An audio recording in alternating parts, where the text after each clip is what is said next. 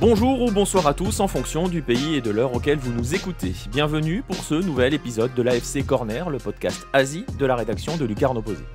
Avant de nous lancer dans ce nouvel épisode, comme d'habitude, les petits rappels d'usage. Je vous invite à nous suivre sur les différents réseaux sociaux, Twitter, Facebook, Instagram et surtout, c'est le plus intéressant, à venir y interagir avec nous.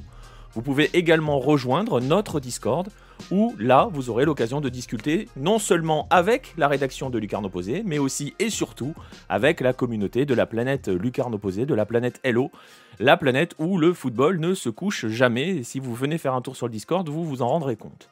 Je vous encourage également à consulter régulièrement notre site lucarne-opposé.fr pour y lire les dernières nouvelles de la planète Hello et aussi vous cultiver entre deux matchs. N'hésitez pas non plus à vous abonner à nos différentes plateformes, celles sur lesquelles, ou sur laquelle, si ce n'est qu'une seule plateforme, vous écoutez ces podcasts, et notamment notre chaîne YouTube où l'on vous invite aussi, et c'est important, à venir laisser un pouce bleu et un commentaire sous les vidéos. Je vous rappelle enfin la sortie du 12e numéro du Lucarne Opposé magazine, le magazine 100% indépendant et surtout 100% sans pub de la rédaction, qui, ce trimestre, fait notamment la part belle au football universitaire et à son histoire et son impact dans l'histoire du football mondial. Mais ce n'est qu'une partie, on va dire une des parties qui est traitée dans ce 12e épisode.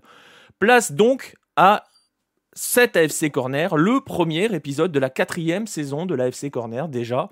Un épisode dans lequel on espère voir trembler les filets puisqu'il va y être question d'avant-centre, de buteurs racés. Alors vous verrez plus tard que c'est peut-être pas aussi facile que ça parce que vous le savez, c'est un poste bien particulier, un poste en football dont la rareté crée le besoin et rend aussi les cibles assez chères. Une rareté qui touche davantage et véritablement le football sud-coréen, l'objet de notre podcast.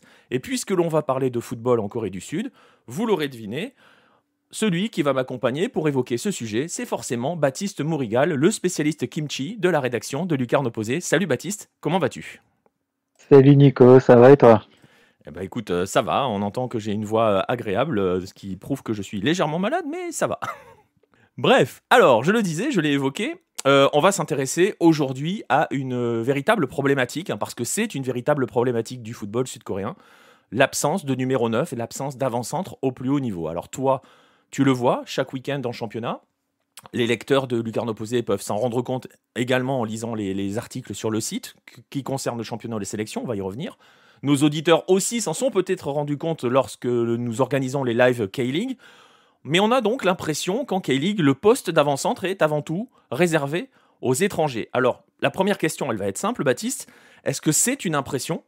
Et donc, si on étend un petit peu le focus, de manière générale, est-ce que tu peux nous faire un état des lieux des forces en présence en termes d'avant-centre, que ce soit en Corée du Sud, que ce soit en termes dans le championnat local, donc dans les clubs de K-League, mais aussi à l'étranger et donc en sélection ? Alors, ce n'est pas qu'une impression, c'est une réalité. Tous les clubs, sauf deux, il y en a un, on peut le mettre entre guillemets, ont un avant-centre, un numéro 9 qui est étranger. À Ulsan, on a Junior, à Jeonbuk, on a Gustavo qui vient d'arriver. Et avant ça, on avait un Sud-Africain, Veldwijk. À Séoul, c'est l'un des deux où c'est Park Cho-young, mais voilà, on voit que ça marche pas. Donc c'est un peu aussi Park Cho-young, on sait pas trop si c'est un véritable neuf plus un meneur. Donc c'est un peu particulier et ça ne marche pas. À Daegu, on a Edgar et Damjanovic. À Suwon, on a Adam Taggart. À Songnam, on ne sait pas trop avec qui on joue. On a recruté un étranger avec Kiss, mais il joue pas trop, donc on fait jouer des Sud-Coréens, mais ça marque pas beaucoup de buts. C'est même pas vraiment des neufs. Enfin, on a bien Yang Dong-hyun, mais 34 ans, il peut pas jouer tous les matchs. Il est vraiment en cours de forme, donc voilà, ça aussi c'est un peu particulier. On a Gangwon qui est la seule équipe à ne pas avoir, avec Séoul, ne pas avoir de 9 étrangers, puisque c'est Kim Ji-yeon qui joue ou Kim Sung-dae, enfin voilà. Et ça tourne aussi beaucoup, on a du mal à stabiliser à ce poste-là. À Gwangju, on a Felipe, à Incheon, on a Mugosa, qui est voilà, un des meilleurs attaquants de la K-League. À Pohang, on a l'allemand Iljutsenko, si je le prononce bien, russo-allemand. Voilà, donc toutes les équipes, sauf deux, et encore Séoul, c'est pas vraiment des neufs, sont avec un numéro 9 étranger à ce poste. Oui, donc Et c'est au niveau de la sélection, bah, ça se ressent. Ah, j'ai oublié Busan. Busan a recruté un étranger qui jouait déjà en Corée, parce qu'il était en K-League 2 avec Viteshenko. Bon, ça marche pas, il a pas vraiment le niveau de la première division. Déjà qu'en K-League 2, c'était pas ça. Donc c'est Lee Jong-yup qui est là, lui, appelé en sélection parce que c'est le seul vrai neuf en K-League qui peut jouer en sélection. Et encore, je pense que personne va dire le contraire, mais c'est pas du top niveau. Donc on se retrouve avec un joueur de vraiment un second couteau à ce poste-là. Et donc pour être plus large, comme tu me l'as dit pour la sélection, si on quitte la Corée, les 9 qui jouent dans des différents clubs, il y en a très très peu, voire pratiquement pas du tout, puisqu'il y a Wang Guizhou, mais c'est un 9, enfin en Corée il est considéré comme un 9, mais à Bordeaux on s'obstine à le faire jouer sur une aile. Et il n'est même pas considéré comme un neuf, dans le sens où c'est même pas qu'une obstination de le faire jouer sur un côté. Quand, par exemple, sous Paulo Sousa, il jouait sur le côté, quand Jean-Louis Gasset arrive, quand il fait la liste des avant-centres du club, il ne cite pas Wang Guizhou. Donc c'est Voilà, plus que donc c'est vraiment la façon dont il est vu, perçu. il n'est même pas perçu comme un 9 alors qu'il a joué, il a débuté comme un 9, il a joué au Japon, au Gamba Osaka comme un 9. Alors oui, il peut jouer sur un côté, mais c'est pas son poste. En sélection, il joue 9 parce qu'il ne peut pas être sur une aile. Et quand on voit qui sont sur les ailes, c'est sûr qu'il ne peut pas y être. Donc voilà, en sélection, on a un peu de mal. On a Wang Guizhou qui occupe ce poste parce que faute de mieux. Où on a Lee Jong-yup qui est le remplaçant. Et bon, voilà, c'est pas non plus les stats incroyables de Lee Jong-yup qui vont faire en sorte que la Corée du Sud va se trouver un 9. Alors on le voit donc, tu le dis, on a une vraie pénurie à ce poste. On a un vrai manque. C'est pas une impression, c'est une véritable tendance. On va pas forcément entrer dans les considérations tactiques, surtout qu'en plus c'est pas forcément, tu vois, j'y pense, c'est pas forcément le fait qu'on ait une façon de jouer particulière en Corée du Sud, parce que tu as cité par exemple John Book avec Gustavo. Pour le coup, c'est un vrai neuf et ils ont un système avec un vrai neuf. Donc on va pas rentrer dans ces considérations tactiques puisque c'est pas l'objet de comment dirais-je, la cause de cette carence. Mais on va d'abord poser une première question, une suite comment dirais-je, à ce constat. Est-ce que c'est une tendance récente qui touche la Corée du Sud depuis quelques années, ou alors est-ce que c'est véritablement une tendance sur une longue durée, quelque chose qui dure depuis vraiment très longtemps en Corée du Sud? Alors c'est quelque chose qui est dans la durée. Voilà, pour une petite stat, depuis 2000, donc ça fait 20 ans, il n'y a eu que 7 avançants sud-coréens qui ont été désignés meilleurs buteurs de championnat de Cali. Donc ça veut dire 7 pour 13 étrangers. Et quand on voit dans les 7, sur les 10 dernières années, on en a 3. Et parmi eux, on a Jung Jo-kook qui a fait un one-shot en revenant en Corée en faisant 20 buts. Aujourd'hui, il n'a pas reproduit depuis 2016 cette performance. Avant lui, on a eu Kim Shin-wook qui, lui, était vraiment le seul vrai neuf comme on l'entendait. Bon, après, il a un chemin particulier. C'était un avant-centre, un défenseur central qu'on a remis avant-centre parce qu'il était grand, donc il marquait beaucoup de buts de la tête, il était costaud. Donc en Asie, ça permettait de jouer sur le physique et lui, il pesait sur les défenses, il était vraiment intenable. Mais quand tu sors de l'Asie, bah, c'est pas possible, ça fonctionne pas, on l'a vu avec la sélection. Et ensuite, le dernier remonte à 2010, donc on a eu 2016, 2015, 2010, où on a eu Yoon Byung-so, et qui lui aussi a fait qu'un one-shot avec Incheon. Et sinon, entre-temps, ce n'est que des joueurs étrangers, et qui, eux, ne font pas de one-shot. C'est-à-dire que quand ils mettent des buts, bah, ils les mettent sur plusieurs saisons. On a eu Dejan Damjanovic, bon, on ne va pas le présenter, le meilleur buteur étranger de la K-League. On a eu Jonathan, qui a été un très très bon buteur avec Suwon. Marcao avec Jongnam, il est peut-être resté qu'un an, mais en K-League 2, il empilait les buts. En Chine, il continue d'empiler les buts. On a actuellement Adam Taggart, voilà, c'est un des meilleurs attaquants de Corée, qui cette année, bon, il a des petits problèmes extrasportifs avec son club, mais il met des buts. On a eu Santos aussi à Suwon, qui en a mis plusieurs saisons des buts. Voilà. Donc finalement, on se rend compte que s'il y a un Coréen dans le classement, en général, c'est un one-shot et ensuite on disparaît. Et cette saison, c'est encore plus flagrant parce que cette saison, on n'a vraiment aucun neuf sud-coréen qui apparaît dans le classement des meilleurs buteurs. Donc c'est vraiment une pénurie et ils se font complètement, entre guillemets, on va dire, manger par les étrangers que l'on recrute à ce poste-là. Et d'ailleurs, en parlant du FC Séoul, on cherche un neuf et les pistes qu'on cherche, c'est à l'étranger. C'est même pas essayer de trouver quelqu'un en Corée. Non, on va aller chercher à l'étranger, en général au Brésil, pour trouver cet attaquant qui va mettre 15 buts dans la saison, quoi. Et du coup, donc tu l'expliques bien, hein, et on voit que cette tendance, en fait, finalement, le problème existe depuis assez longtemps et ne fait que, s'accroître. Est-ce que, au niveau de la sélection, on voit des conséquences par rapport à cela? Alors tu le disais, hein, c'est Wang Guizhou qui très souvent occupe ce poste de numéro 9, parce que de toute façon, on ne peut pas le mettre ailleurs, hein, concrètement sur le terrain. Peut-être qu'un jour à Bordeaux, on s'en rendra compte, mais bon, en sélection, il joue 9. Il n'y a pas grand-chose, en alternative. Et du coup, conséquence, est-ce que, voilà, du côté de la sélection, j'ai envie de te dire, on s'est fait une raison. Il n'y a pas de neuf en Corée du Sud et du coup, on va s'adapter, on va changer de façon de jouer. Parce qu'on le voit, par exemple, hein, en championnat, beaucoup d'équipes misent justement sur ces neuf pivots et ça fonctionne bien, hein. Les exemples que tu as cités sont quand même des profils assez particuliers de numéro 9, ceux qui ont fonctionné. Est-ce que donc en sélection, on s'est fait une sélection, oui, on s'est fait une raison, pardon, on se dit, eh ben, on va changer notre façon de jouer. Pas vraiment, c'est-à-dire que les différents entraîneurs qui sont eux aussi étrangers ont une philosophie, c'est qu'ils veulent jouer avec un neuf. Alors là, ils jouent avec Wang Guizhou parce qu'il n'a pas d'autre choix. Mais quand on revoit dans le temps, on a eu Lee Jong-yup qui était souvent titulaire parce que c'était ce qu'on avait. On a eu Kim Shin-wook parce que c'était le seul aussi qu'on avait. On peut aussi imaginer de faire jouer Son Heung-min en neuf, comme de temps en temps il le fait à Tottenham. Donc en fait, quand ils construisent l'équipe, alors, ils veulent avec un vrai neuf. Même dans les équipes de jeunes, on va prendre un neuf, on va le mettre, après on va positionner autour les autres joueurs. Et quand on se prive, voilà, quand on n'a pas le bon neuf, bah, ça se ressent. Bon, ça se ressent un peu moins avec Wang Guizhou parce qu'il arrive à mettre quand même des buts. Paulo Bento compte sur lui. Puis les joueurs qui sont derrière ont quand même beaucoup de talent, hein. Ça se repose essentiellement sur Son Heung-min, donc Wang Guizhou est un peu beaucoup plus libre. Mais on l'a vu par le passé, c'était quand même très compliqué. Quand la Corée était à la Coupe du Monde, il n'y a pas eu beaucoup d'actions et beaucoup d'opportunités parce que ça passait uniquement par Son Heung-min. Mais on veut forcément mettre ce neuf sur le terrain. Alors Et justement, donc on n'imagine pas, hein, c'est-à-dire comme on peut le voir, enfin, beaucoup d'observateurs imaginent se dire on met Son Heung-min devant avec Lee Kang-in actuellement, c'est un peu la lubie, c'est-à-dire de jouer avec deux faux neufs. Mais ça, je pense pas que dans la tête de Paulo Bento actuellement, ce soit possible. Il ouais, veut jouer en 4-3-3 et basta. Il faut sa pointe haute, numéro 9 et Wang Guizhou, il n'y a pas d'autre solution. ouais, d'autant qu'il y a quand même une tradition d'avant-centre en Corée du Sud. Faut pas, on l'a pas évoqué, mais il faut quand même le nier. Il y a quand même dans l'histoire de grands avant-centres en Corée du Sud. Oui, alors il faut peut-être pas le nier plutôt que le nier.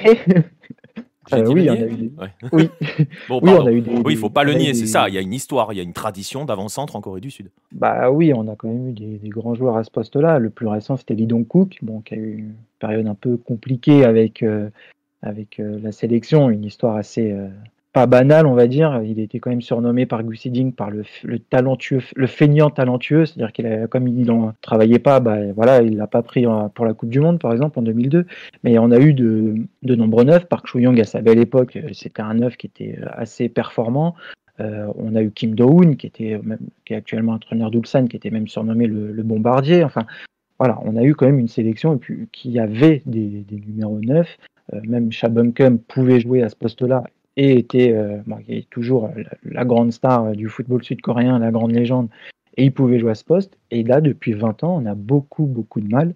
Depuis Lee Dong-kook, en fait, très, très concrètement, on n'a plus de neufs qui sont capables de prendre le relais, quoi. Et justement, puisqu'on n'a pas forcément l'envie d'aller contre la tradition, de jouer avec un vrai neuf en sélection, c'est aussi le cas dans les équipes de championnat. Est-ce qu'on en est conscient de cela du côté de la Fédé, du côté de la KFA? Est-ce qu'il y a des pistes qui sont explorées? S'il y en a. Et s'il n'y en a pas, est-ce que tu penses qu'il y a quelques pistes qu'il faudrait explorer du Bah, côté de la Fédé? En fait, vraiment, est-ce qu'on en est. La vraie question, c'est on en est conscient du côté de la Fédé de ce manque? Oui, on en est conscient parce que dans toutes les équipes de jeunes, aujourd'hui, il n'y en a que deux qui ressortent en étant de vrais neufs. Donc deux joueurs, Oh Se-hoon qui actuellement fait son service militaire et Cho Gue-song qui est à Jeonbuk mais qui n'est pas utilisé comme un neuf, lui aussi. Mais derrière, on en a bien conscience parce que en général, les entraîneurs des équipes de jeunes, ce qu'ils font, c'est qu'ils prennent alors on a un très gros stéréotype aussi, c'est que celui qui est grand, il va jouer neuf pour aller chercher les ballons. De toute façon, on n'a pas de joueur qui est formé, on va dire, entre guillemets, à jouer neuf. Donc on prend des joueurs qui jouent défenseur central, comme avec Kim Shin-wook, et on les met devant et on va leur faire des centres pour qu'ils touchent les ballons de la tête. c'est un peu une méthode qui est utilisée par toutes les équipes de jeunes. Alors un peu moins depuis Bento et puis Kim Akbom a changé beaucoup de choses. Mais Paulo Bento a demandé à ce qu'on joue quand même avec un 9, mais qu'on évite tout le temps ce stéréotype du on va sur les côtés, on centre, on cherche une tête, parce que ça ne fonctionne que en Asie, surtout si le mec est assez grand. Mais oui, on en a bien conscience, parce qu'aujourd'hui, voilà, pour faire encore une fois parler d'un joueur, Cho Young-wook qui joue actuellement à Séoul, n'est pas considéré comme un 9 à Séoul. Par contre, dans les équipes de jeunes, c'était lui la pointe haute, le numéro 9. Et c'est lui qui mettait les buts, c'est lui qui jouait vraiment à ce poste-là avec Lee Seung-woo à la Coupe du Monde U20 en 2017. Mais aujourd'hui, il n'est plus considéré comme tel. Donc on sait très bien qu'on n'a pas de 9. Par contre, les solutions, à part d'aller chercher quelqu'un qui joue en défense et le mettre devant, ou peut-être se dire, bon, bah, on n'a plus ça, on va peut-être jouer avec des faux neufs. On n'a pas d'autres moyens, à part d'essayer de convaincre les garçons de jouer neuf. Et je pense que le fait que Son Heung-min soit leur modèle joue beaucoup, parce que les mecs veulent être sur une aile, veulent dribbler, veulent faire des courses, veulent être ceux qui font la différence par leur percée, plutôt que d'être le neuf pas du tout académique, comme on peut le voir comme Kim Shin-wook, qui attend juste les ballons, qui va jouer avec son corps, qui fait quand même le sale boulot sur le terrain, quoi. Bon, après, c'est une, j'ai envie de te dire, presque un phénomène mondial, hein. Moi, je me souviens de propos qui datent maintenant de David Trezeguet qui disait qu'en France, on ne sait plus et on ne forme plus de numéro 9, même si l'équipe de France, pour le coup, joue avec un vrai 9, avec un vrai... ouais, c'est un véritable avant-centre. Donc voilà, donc en fait, il n'y a pour l'instant pas véritablement comment dirais-je, de mouvement qui est initié ou qui est plus ou moins imposé par la Fédé pour essayer de se dire il va falloir former spécifiquement à ce poste-là, il va falloir, voilà, en encadrant des gens. Il y a des pistes qui pourraient être utilisées, qui pourraient être à explorer, tu penses, toi, de ton côté, pour, pourquoi pas, relancer une dynamique. Tu parlais de l'effet Son, sur le fait que tout le monde veut être ailier. On peut ajouter l'effet Messi, on peut ajouter l'effet Ronaldo aux grandes époques, parce que Ronaldo était sur une aile. Voilà, c'est vrai que les gamins pensent surtout aux dribbleurs de côté qui rentrent pour marquer, plutôt que, voilà, ils rêvent moins quand ils voient Lewandowski, malheureusement. Bah, c'est ça. Et on se souvient, pour les observateurs de K-League, que dans le temps, quand la Corée du Sud s'est rendu compte que le meilleur des gardiens du championnat était étranger, bah, ils se sont dit on va peut-être éviter ça, parce que il nous faut aussi, nous, des gardiens dans la sélection. Donc, hop, ils ont sorti une règle où ils interdisent aux étrangers d'être gardiens de but. Aujourd'hui, on le ressent, il y a des bons gardiens en Corée, les meilleurs d'Asie. Cette règle est quand même un peu aussi critiquée, parce que là aussi, dans la formation, par moment, on a des gardiens, en fait, c'était des anciens joueurs de champ qui n'étaient pas forcément assez bons, donc on leur a dit on n'a pas de gardien, hop, vous allez dans les buts, parce que les jeunes garçons n'ont pas envie d'être gardiens de but. Alors, est-ce que la KFA ou la K-League serait en mesure de se dire on interdit de jouer avec un neuf étranger et on met un Coréen? Je ne pense pas, parce que les stars du championnat, finalement, ce sont les neufs. Aujourd'hui, ceux qui mettent tous les buts, qu'on voit être meilleurs joueurs du mois, etc., ce sont des neufs, ce sont les attaquants. Donc, ça va être impossible. Ce qu'il faut, c'est essayer de trouver une nouvelle façon d'entraîner, je pense, d'évoluer, d'arrêter de voir ce neuf comme le grand géant devant qui va récupérer les ballons, pour donner envie aux garçons d'être à ce poste-là. Ça marchait plutôt bien avec Cho Young-wook, parce que Cho Young-wook n'est quand même pas très grand, hein, c'est pas le mec qui fait 1m90, loin de là. Et on avait un jeu de la Corée qui était assez agréable à voir jouer. Donc il faut que tous les entraîneurs modifient leur vision et se disent si on n'a pas ce grand neuf, comment on va jouer? Il faut qu'on trouve une solution, et ça va peut-être donner envie aux garçons de juste être celui qui va terminer les actions, comme un Lewandowski, et puis même aussi venir participer au jeu. Lewandowski participe il est au beaucoup jeu. plus complet que ce que les gens en disent, hein, Lewandowski. Je Voilà. prenais cet exemple-là, mais c'est un avant-centre particulier quand même. Il faut essayer de se dire, plutôt que de lui dire tu vas ressembler à Son Heung-min, lui dire voilà, tu vas ressembler à Lewandowski, toute proportion gardée, hein. Ouais. Mais Non, mais c'est voilà, ça, oui, c'est une question de qu'il modèle. est capable de faire. Tu n'es pas forcément le Olivier Giroud, tu n'es pas le mec qui va juste prendre les ballons de la tête. Tu peux venir participer au jeu. Et je pense que la Corée a beaucoup de travail à faire là-dedans. Ça va être un long travail, mais je pense que si, comme là, il va forcément y avoir un trou générationnel au niveau des neufs, quoique on en a deux autres qui arrivent, mais il va falloir que Paolo Bento trouve une solution, lui aussi. Ça va forcément, Kim Akbon va devoir en trouver une, lui aussi. Enfin voilà, ça va forcément avoir un effet domino. Et il Ouais. faut il faut qu'ils mûrissent dans leur approche du football que d'avoir ce grand gars devant, bien costaud, Ouais, de qui rester surprend tout le monde, quoi. sortir de ce stéréotype. Mais tu le disais, bah, tu m'as fait la transition. On a donné le constat, on a vu les conséquences que cela amenait à l'échelle du championnat, à l'échelle de la sélection, à l'échelle même, j'ai presque envie de la philosophie hein, du jeu en Corée du Sud, avec des questions qu'il va falloir peut-être se poser, qui pour l'instant ne se posent n'ont pas l'air d'être posées, mais qu'il va falloir peut-être se poser. Bah, justement, on va l'évoquer cet avenir, même si tu l'as un tout petit peu esquissé. Qu'en est-il? Est-ce que malgré tout, parce qu'on le sait, j'ai envie de te dire, hein, le problème de la formation des avant-centres, et là c'est un papy avant-centre qui parle à sa petite échelle, mais je le vois chez les gamins, on en forme très peu de vrais neufs, hein, même en France. Donc bon, voilà, mais est-ce que malgré tous ces problèmes, est-ce qu'il y a une nouvelle génération qui arrive? Est-ce qu'on voit quand même quelques petits, tu vois, là pour le coup ça va être de la génération spontanée, hein, ça va être du talent non formé, mais un gamin voilà, qui avait ce profil-là. Est-ce qu'on en voit quand même quelques petits motifs d'espoir de gamins qui, et les futurs gamins en auront besoin, pourraient à terme servir de modèle? Alors, on en a. Actuellement, il y en a 2 qui sortent bien du lot et qui ont été, très, très bons et qui donnent beaucoup de gros espoirs à ce poste-là. Donc ils ont été très bons lors de la dernière coupe d'Asie des moins de 23 ans, des moins de 22 ans plutôt. C'est Oh Se-hoon qui joue à Sangju Sangmu et Cho Gui-song qui joue à Jeonbuk.